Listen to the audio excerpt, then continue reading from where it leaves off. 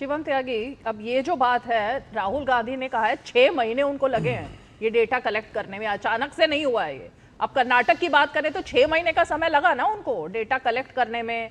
फिर उन्होंने एक तरीके से धमका भी दिया है अफसरों को कि जब हमारी सरकार आएगी तो आपका क्या होगा, आप देख लेना।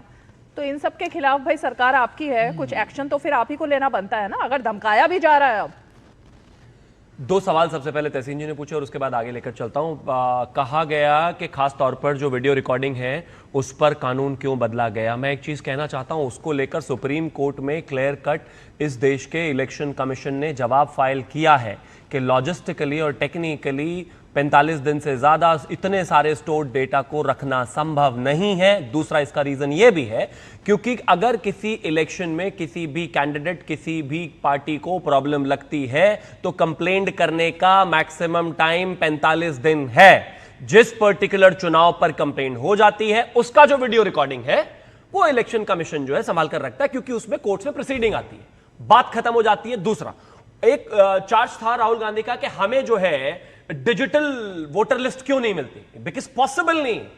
उसको भी पढ़ेंगे तो समझेंगे। सुप्रीम कोर्ट में जवाब फाइल किया हुआ है इलेक्शन कमीशन ने क्योंकि उसमें सेंसिटिव डेटा, आपका नाम, एज, फादर्स नेम और डेट ऑफ बर्थ से लेकर आपका जितना भी हाउस एड्रेस है वो तमाम चीजें होती है।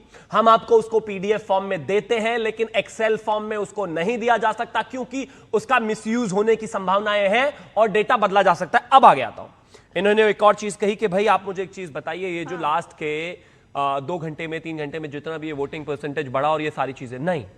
राहुल गांधी ने कहा कि 2024 में आखिर के 5-6 महीने में 40,81,000 वोट बढ़ गए, ऐसा उनका दावा है।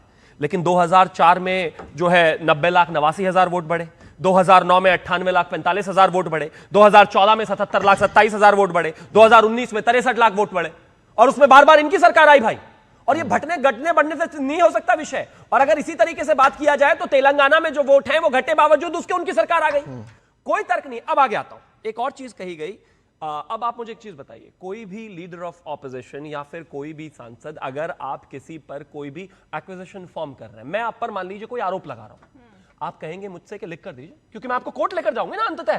भाई आप कहेंगे कि अगर आप मुझ पर कोई आरोप लगा रहे हैं तो प्लीज आप मुझे लिख कर दीजिए अभी, ताकि मैं इसमें इन चीज को, सारी चीज को क्लैरिफाई करा सकूं।